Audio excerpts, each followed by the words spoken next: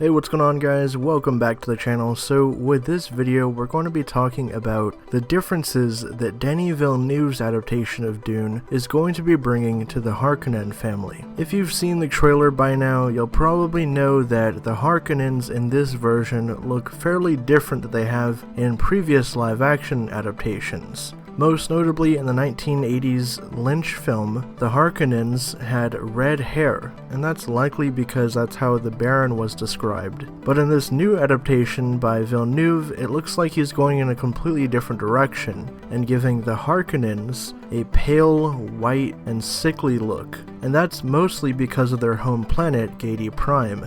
During an interview with Entertainment Weekly breaking down the trailer, director Denis Villeneuve revealed certain information on key points in the trailer, one of them being the new origin of the Harkonnens in this adaptation.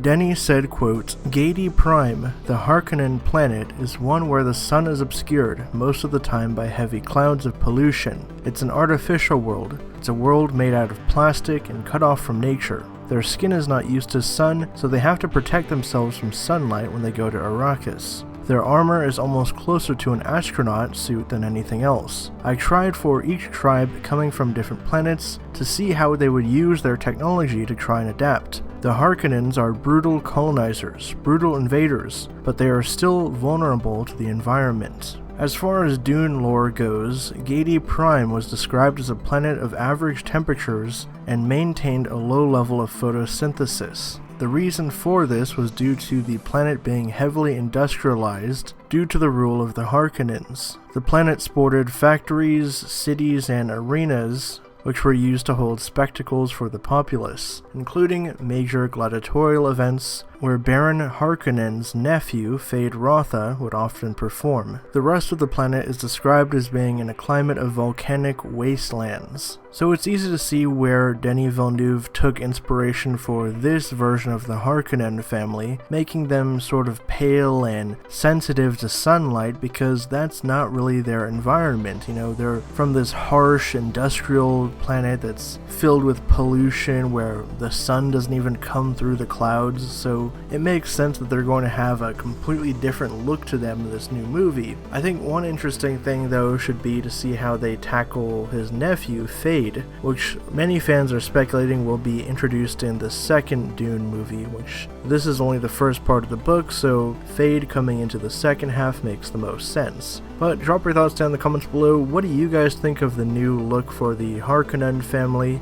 and how does this version stand up to the previous versions that we saw in the sci-fi miniseries and the David Lynch film in terms of live-action adaptations? Drop your thoughts down below. If you like this video and you want to see more from me, hit that subscribe button and the bell icon next to it so you can be notified whenever I drop a new video. If you want to hit me up on social media to talk about Dune or anything in pop culture, you can find me in the links down below. On the channel I talk about everything movies, TV, gaming, with a niche for sci-fi franchises. With all that being said, I'll catch you guys in the next one.